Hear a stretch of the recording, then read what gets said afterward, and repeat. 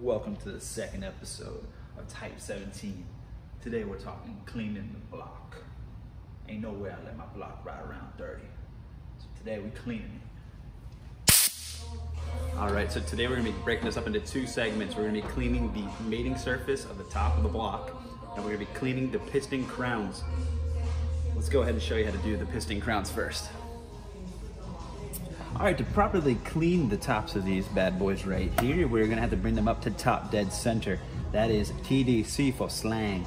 To do so, you will grab yourself a 3/8 ratchet with a 17 millimeter. You will bring it downtown, put it on the crank bolt. You will spin it clockwise. As you can see, the second set of pistons are coming up. They will get to the very peak, of which they will start to go back down if you go again, and I will stop right there because they are protruding out of the head. Hey bro, how many notches do I need in my head gasket? Hey Holmes, do you like me in your head gasket or like in your girlfriend's bedpost? Head gasket. Of course, no problem. Let me take you to my airbag, Leo. Back to the regularly scheduled program, we're going to be talking about the piston projection. And that, as you can see here, is the amount the piston protrudes out the top of this block. If you go to your Bentley, there's a beautiful little table here. 1980, the 1.5, you can see that there's a 2, 3, 4, and 5 notch gasket available. And the 1.6 that came in the 81 and up has a 1, a 2, and a 3. You have your different measurements here to know which size gasket you need. Now, yes, you could throw a 3 notch on anything and it will run and it will be okay, but you lose compression due to increasing the combustion chamber area. Now, if you want the best that you can get it, you will go off your table here, you will measure, and you will order the best possible gasket and be rolling down the road in no time.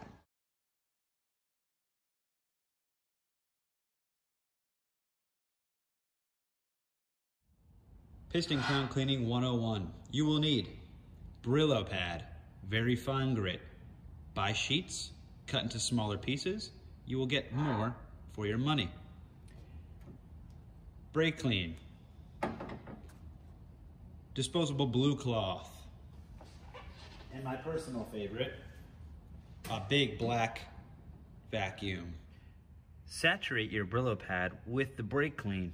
Then, in circular motions on top of the piston crown, work until all the black is then turned silver. It's not extremely important that this guy is so clean you could eat off of it. Rather, we're cleaning it so that we have a clean combustion area. Hey yo, R2D vacuum, isn't cleaning cool nowadays? Why, yes, Bobby, cleaning is the only way there is. Obviously cleaning something is very important, but something even more important is knowing and understanding what you're cleaning. So the difference between a block and normal life is you normally have to worry about 2 different holes. In this case, we have 3. We have our oil passages, we have our coolant passages, and we have our threaded bolt holes to attach the head to the engine block. So the first hole we will worry about is the most important, the oil. We'll use blue paper cloth, roll it up in a manner that you can put it in there and be able to pull it out and it not tear. Second is our coolant passages. I'm not going to worry about these being that they're such odd shapes and there's so many. I will be replacing the coolant definitely after a head gasket change, as well as the oil. And finally, our threaded bolt holes. I'll be cleaning these out at the end, and I will make sure that they are spick and span because they need to be perfect for the ARP head studs to get installed. Now when it comes to actually cleaning the top surface of the engine block, we need the pistons all to be at the same level. So we will drop it back downtown, rotate again clockwise until everyone is at the same level, right about there. Next, grab some blue paper cloth, again, roll it up, and we will be inserting these very tightly into the top here. And when I say tightly, that's because I want this to make sure that it's completely pressing against the walls so that when I go to pull this out, it will scrape and pull any of the stuff that has dropped in here.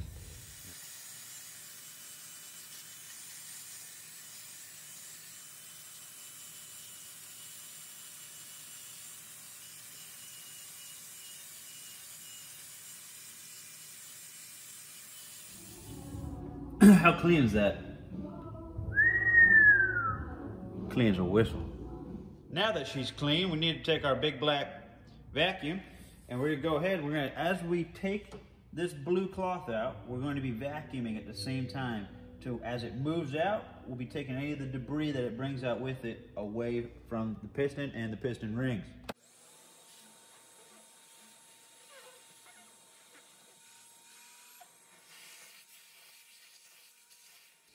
And then finally, remove your other 3 pieces.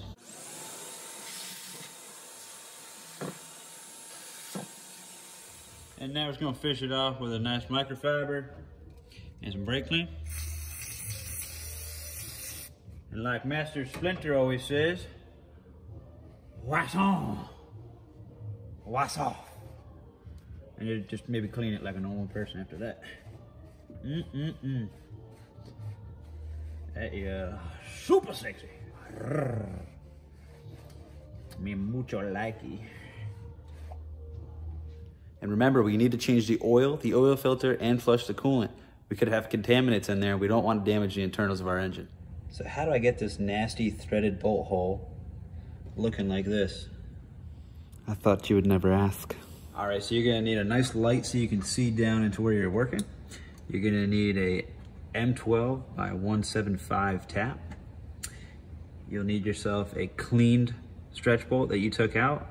Make sure that you clean the threads out. We're gonna use this to check our threads at the end to make sure that we're Gucci. You're gonna need yourself a rag. You're gonna need yourself a Blaster 3000.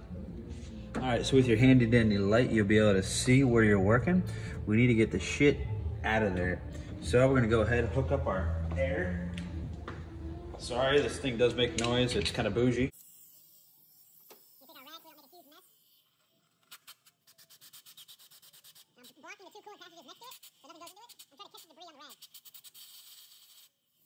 The next step, notice your gigantic big ass mess behind your engine.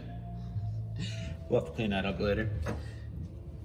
Now, for real though, we're gonna take now our tap, we're gonna start to thread it in there. And you shouldn't get a ton of crap on your tap, to be honest. I mean, after you blow it out like that, a lot of the crud comes out. And, you know, we had a bolt in here. It wasn't like this has been an empty hole. But it's good, you know, to make sure that the threads are nice and clean so that when you go to install your studs that you're not gonna have a problem. And you'll go all the way down, you'll hit rock bottom just like your Uncle Fred right there. You'll feel it. If you don't, you probably should get a better judgment of feel. Go ahead and pull it out, nice and easy. And we may or may not have anything on our tap. A little bit of crud right there. Nothing too crazy. That felt really nice too. It went down nice and smooth, just like a bottle of Jack. All right, now that the bottom's cleaned out and the threads are cleaned out, there's about a 3/4 of an inch gap from the top surface here to the threads. I call that, like, you know, the little shoulder area. I'm just kind of anal about everything when it comes to being clean. So I'm gonna shove this rag in here. I'm just gonna give us a little bit of a clean. And there we go, looking beautiful. And now we will take our threaded bolt. We'll go down, and you should be able to thread this bolt with minimal force very easily all the way to the bottom. And we are just making sure, yep, that our threads are beautiful. Pull that out, and you now have yourself a cleaned out threaded hole. Oh God, it's you. You got all 8 holes done? Everything's clean? All right, I'll give you my genuine seal of approval then. You got yourself a genuine, stupid, clean block. Let me tell you something, I reminisce sometimes about my block running. But let me tell you something, episode 3 is gonna be running next week. You ain't gonna miss that. It's gonna have a stripper, a tarp, vegetable oil, dynamite, and well, I can't tell you everything, can I? See you.